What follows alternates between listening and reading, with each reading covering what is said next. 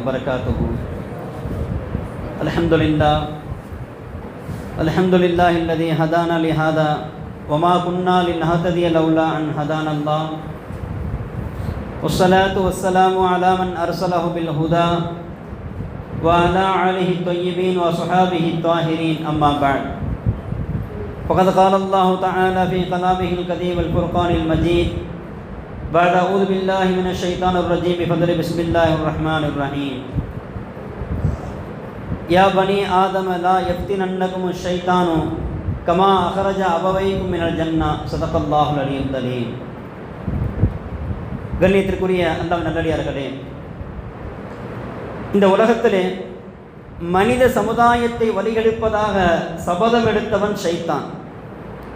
இந்த ஷைத்தானுடைய வரலாறு என்னவென்று சொன்னால், அவன் ஜின் இனத்தை சார்ந்தவன், மலக்குகளுக்கெல்லாம் ஆசானாக தலைவராக இருந்தவன், அவர்களுக்கு ஆசானாக இருந்து கல்வி போதிக்கக்கூடிய ஒரு ஆசிரியராகவும் இருந்திருக்கிறான். அதே போல அதிகமாக வணக்க வழிபாடுகள் செய்து மிகப்பெரிய ஒரு ஆபிதாகவும் இருந்தான். அப்படிப்பட்ட அந்த சைத்தான் வழிகட்டதற்கான காரணம் என்னவென்று சொன்னால், அவன் உள்ளத்திலே ஏற்பட்ட ஒரு விதமான பெருமை தான். ஹஜ்ரத் ஆதம் அலைஹிஸ்ஸலாம் அவர்களை படைத்து இறைவன் சஜ்தா செய்ய சொன்னபோது, நான் நெருப்பால் படைக்கப்பட்டவன், அவர் மண்ணால் படைக்கப்பட்டவர், அவருக்கு எப்படி நான் சஜ்தா செய்வது என்பதாக கூறி தன் உள்ளத்திலே ஏற்பட்ட அந்த பெருமையின் காரணமாக அவன் சஜ்தா செய்ய மறுத்தான்.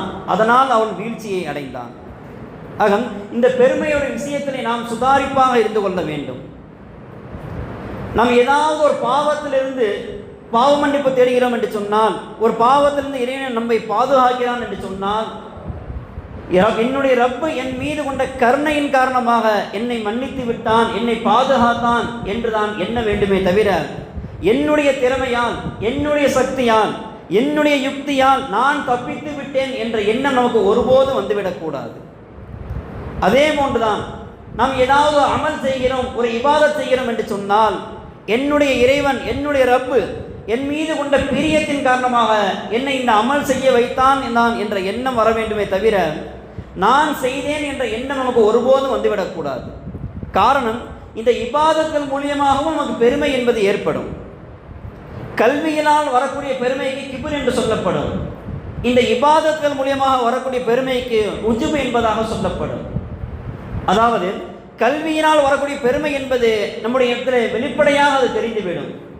இபாதத்கள் மூலியமாக வரக்கூடிய பெருமை என்பது நாம் தனிமையிலே அமல் செய்தாலும் கூட, நான் இந்த அமல் செய்கிறேன், இதனால் எனக்கு இறைவன் இந்த அந்தஸ்தை கொடுப்பான், நான் இந்த அமல் ஈடுபட்டிருக்கிறேன், அதனால் எனக்கு இறைவன் இந்த தரஜாவை கொடுப்பான் என்பதாக நாம் தனிமையில் இருந்தாலும் அந்த பெருமை என்பது நம்மை வந்துவிடும். எனவே பெருமை என்பது ஷைத்தானுடைய குணங்களில் ஒன்றாக இருக்கிறது. ஒரு தடவை நபியினா மூசா அலைஹிஸ்ஸலாம் அவர்களை சந்தித்து ஷைத்தான் பேசுகிறான், உரையாடுகிறான். நீங்கள் அடிக்கடி இறைவனிடத்தில் உரையாடுகிறீர்கள், கலீமுல்லா, இறைவனிடத்தில் பேசக்கூடியவர் என்ற பட்டமெல்லாம் பெற்றிருக்கிறீர்களே, இறைவனிடத்தில் நீங்கள் பல தடவை நீங்கள் பேசிக்கொள்கிறீர்கள், உரையாடுகிறீர்கள். அப்படி உரையாடிய ஒரு சமயத்திலே ஒரு தடவையாவது என்னை குறித்து நீங்கள் பேசியிருக்கலாமே என்பதாக ஷைத்தான் கேட்கிறான். மூசா அலைஹிஸ்ஸலாம் கேட்கிறார்கள், உன்னை குறித்து நான் என்னப்பா பேசுவது என்பதாக. இல்லை, நான் செய்த தவறை நினைத்து நான் வருந்துகிறேன், நான் திருந்த வேண்டும் என்று ஆசைப்படுகிறேன், எனக்கு இறைவனிடத்தில் ஒரு வாய்ப்பை பெற்றுத்தாருங்கள் என்பதாக ஷைத்தான் கோரிக்கை வைக்கிறான். ஹஜ்ரத் மூசா அலைஹிஸ்ஸலாம் அவருக்கு ஒரு பக்கம் ஆச்சரியம், ஷைத்தானா இப்படி வந்து சொல்கிறான் என்பதாக. மறுபுறம் ஒரு சந்தோஷம், ஷைத்தானே திருந்தி விட்டான் என்று சொன்னால் இந்த உலகத்தில் பாவத்திற்கான எந்த விதமான வழிகளும் இல்லாமல் ஆகிவிடும் என்ற அந்த ஆசையிலேயே தன் ரப்பிடத்தில் வருகிறார்கள். வந்து இறைவனிடத்தில் சொல்கிறார்கள், யா அல்லாஹ், வர வழியில் ஷைத்தானை பார்த்தேன், அவன் இப்படி ஒரு கோரிக்கையை வைக்கிறானே என்பதாக இறைவனிடத்தில் சொல்ல, அப்பொழுது இறைவன் சொன்னான், ஒன்றும் வேண்டாம், ஒரே ஒரு சஜ்தா பாக்கி இருக்கிறது. அது ஆதம் அலைஹிஸ்ஸலாம் செய்ய சொன்ன ஒரு சஜ்தா பாக்கி இருக்கிறது, அதை அவன் செய்து விட்டான் என்று சொன்னால் அவனுடைய எல்லா பாவங்களையும் நான் மன்னித்து விடுகிறேன் என்பதாக இறைவன் சொல்ல, மூசா அலைஹிஸ்ஸலாம் அவர்களுக்கு குதூகலமாகி விட்டார்கள். உடனே சைத்தானை நோக்கி வருகிறார்கள். வந்து சைத்தானத்தில் சொல்கிறார்கள், இப்போ நான் உன் விஷயத்தை குறித்து ரொம்ப பெரிதாக கவலைப்பட்டேன், நான் உன் விஷயம் இறைவன் ஏற்றுக்கொள்வானா மாட்டானா என்று நான் பயந்து கொண்டிருந்தேன். காரணம், இந்த உலகத்திலே பல வகையான மனிதர்களை வழிகெடுத்திருக்கிறார், எத்தனையோ மனிதர்கள் வழிகட்டிருக்கிறார்கள், அதனால் உனக்குரிய தண்டனையும் பாவமும் கடுமையாக இருக்கும் என்று நான் பயந்து கொண்டு இறைவன் ஏற்றுக்கொள்ள மாட்டானா என்று நான் பயந்து கொண்டு போய் பேசினேன். ஆனால் உன்னுடைய காரியம் ரொம்ப லேசாகிவிட்டது. இறைவன் ஒரு சாதாரண ஒரு காரியத்தை மட்டும்தான் உன்னை செய்ய சொன்னான். அது ஆதம் அலைஹிஸ்ஸலாம் செய்ய வேண்டிய ஒரு சஜிதா பாக்கி இருக்கிறது. அதை நீ செய்து விட்டால் உன்னுடைய எல்லா பாவங்களையும் இறைவன் மன்னித்து விடுவதாக சொல்கிறான் என்று சொன்னபோது ஷைத்தான் மீண்டும் முதலிலிருந்து ஆரம்பிக்கிறான். நான் நெருப்பால் படைக்கப்பட்டவன், அவர் மண்ணால் படைக்கப்பட்டவர், அவருக்கு எப்படி நான் சஜிதா செய்வது? இரண்டாவது, அவர் உயிரோடு இருக்கும் போதே நான் சஜிதா செய்யவில்லை, இப்பொழுது அவர் இறந்து விட்டார், அவருக்கு எப்படி நான் சஜிதா செய்வது? வேறு ஏதாவது வழி இருந்தால் சொல்லுங்கள் என்பதாக அவன் தன்னுடைய பெருமையிலேயே நின்று கொண்டே இருந்தான். அவன் ஷைத்தான் வீழ்வதற்கான காரணம் அவனுடைய பெருமையாகத்தான் இருந்தது. அப்படிப்பட்ட அந்த ஷைத்தானிலிருந்து நமக்கான பாடம், முதல் விஷயம், பெருமையுடைய விஷயத்திலே நம்ம கவனமாக இருந்து கொள்ள வேண்டும். ஷைத்தான் இந்த உலகத்திலே மனிதர்களை வழியெடுப்பதற்காக பல வகையான நிலைகளை அவன் கையாளுகிறான். அதில் ஒன்று நிராசையாக்குவது. என்னடா வாழ்க்கை, நான் டெய்லியும் தொழுகிறேன், நோன்பு வைக்கிறேன், நிறைய அமல் செய்கிறேன், ஆனால் எனக்கு தான் கஷ்டம் வருது, சோதனை வருது என்று நாம் புலம்புவது என்பது, அந்த நிராசையாகுவது என்பது ஷைத்தானுடைய குணம். இந்த உலக வாழ்க்கை என்பது சோதனை தான். அதிலே கஷ்டங்கள், நஷ்டம், ஏற்றத்தாழ்வு எல்லாம் இருக்கத்தான் செய்யும். ஏன் பெருமானார் ஸல்லல்லாஹு அலைஹி வஸல்லம் அவர்கள் வாழ்க்கையில் படாத கஷ்டமா? சொந்த ஊரான மக்காவை விட்டு அவர்கள் துரத்தப்பட்டார்கள். எனவே வாழ்க்கையிலேயே சோதனை, கஷ்டம் என்பது இருக்கத்தான் செய்யும். அந்த சோதனைகளின் கஷ்டங்களையும் நம்முடைய ஈமானிய வலிமை கொண்டு அதை நாம் எதிர்கொள்ளும் போதுதான் உண்மையான இறைவனுடைய வெற்றி என்பது நமக்கு கிடைக்கும். இந்த நிராசை என்பது நமக்கு வராமல் இருக்கும். நமக்கு ஏற்படக்கூடிய அந்த கஷ்டத்தை கண்டு நாம் நிராசையாகிறோம் என்று சொன்னால் அங்கே ஷைத்தானுடைய ஆதிக்கம் நம்மை மிகைத்து விட்டது என்பதை நாம் உணர்ந்து கொள்ள வேண்டும். அல்லாஹ் அப்படிப்பட்ட ஒரு நிலையை விட்டு நம்மை பாதுகாப்பானார். இரண்டாவதாக, ஷைத்தான் ரப்பிடத்திலே ஒரு சபதமிட்டான். உன்னுடைய அடியாறுகளை உனக்கு நன்றி செலுத்தாதவராக நான் ஆக்குவேன் என்பதாக சபதம் செய்து விட்டு வந்தான். உன்னுடைய அடியார்களை உனக்கு நன்றி செலுத்தாதவராக நான் ஆக்குவேன் என்பதாக அவன் சபதம் செய்து வந்தான். அப்படி என்றால் நாம் இறைவனுக்கு நாம் அதிகமாக நன்றி செலுத்துகின்ற பொழுது ரப்புக்கு நெருக்கமான அடியார்களாக நாம் ஆகிறோம். நாம் எந்த ஒரு காரியத்தில் ஈடுபட்டாலும், எவ்வொரு அமலிலும் செய்தாலும் நாம் அல்ஹம்துலில்லாஹ் என்ற இறைவனுக்கு நன்றி செலுத்தக்கூடிய, சுக்ர் செய்யக்கூடிய ஒரு அடியார்களாக இருக்க வேண்டும். அல்லாஹ் தன் திருமறையை சொல்லி காட்டுகிறான். நாளை சொர்க்கவாசிகள் சொர்க்கத்திலே நுழையும் போது அவர் சொல்லக்கூடிய முதல் வார்த்தை அல்ஹம்துலில்லாஹ் என்பதாக சொல்வார்கள். காரணம், இறைவன் அவர்கள் கொடுத்த அந்த நிஅமத்தினுடைய நன்றி கடனாக அந்த வார்த்தையை அவர்கள் வெளிப்படுத்துகிறார்கள். ஆக இறைவனுடைய அந்த ஷைத்தானுடைய சபதத்தை நாம் முறியடிக்க வேண்டும் என்று சொன்னால் நாம் ஷாக்கிரீன்களாக, இறைவனுக்கு நன்றி செலுத்தக்கூடிய அடியார்களாக இருக்க வேண்டும். இமாம் நபவி ரஹ்மத்துல்லாஹி அலைஹி சொல்லி காட்டுகிறார்கள், உங்களுக்கு நீங்கள் ஒவ்வொரு தொழுகைக்கு பின்னாலும் ஆயத்துல் குர்சியை ஓதி வந்தீர்கள் என்று சொன்னால் அது ஷைத்தானுடைய தீங்கை விட்டு உங்களை பாதுகாக்கும். அதே போல உங்களுடைய கடைசி நேரத்தை பாக்கியமானதாக ஆக்கும் என்பதாக சொல்லி காட்டினார்கள். இறைவன் திருமறை சொல்லி காட்டுகிறான், ஃபைதா கரஅத்தல் குர்ஆன ஃபஸ்தஈன் பில்லாஹ், நீங்கள் குர்ஆன் ஓதினால் கூட ஷைத்தானிலிருந்து பாதுகாப்பு தேடுங்கள் என்பதாக சொல்லி காட்டுகிறான். அப்படி என்றால் நாம் ஒவ்வொரு காரியத்திலும் ஈடுபடுகின்ற பொழுது ஷைத்தானிலிருந்து நாம் பாதுகாப்பு தேடிக்கொண்டே இருக்க வேண்டும். இறைவனிடத்தில் நாம் பொறுப்பை ஒப்படைத்து விட்டோம் என்று சொன்னால் அந்த ஷைத்தான தீங்கை விட்டு நம்மை பாதுகாக்கக்கூடிய பொறுப்பை நம்ம ரப்பு ஏற்றுக்கொள்வான். அதை பற்றி நாம் கவலைப்பட வேண்டியதில்லை. இறைவனிடத்தில் அந்த பொறுப்பை ஒப்படைத்து விட்டோம் என்று சொன்னால் நம்முடைய ரப்பு நமக்கு பொறுப்பேற்றுக் கொள்வான். ஒரு தடவை பெருமானார் ஸல்லல்லாஹு அலைஹி வஸல்லம் அவர்கள் அபூ ஹுரைரா ரலியல்லாஹு அன்ஹு அவர்களுக்கு ஒரு வேலையை கொடுக்கிறார்கள். ஒரு தானிய கிடங்கு, அதை இரவிலே நீங்கள் பாதுகாத்துக் கொள்ள வேண்டும், அதை யாரும் திருடிவிடக்கூடாது, அதை நீங்கள் காவலராக இருந்து பார்த்துக் கொள்ளுங்கள் என்பதாக அபூ ஹுரைரா ரலியல்லாஹு அன்ஹு அவர்களுக்கு ஒரு பொறுப்பு கொடுக்கிறார்கள்.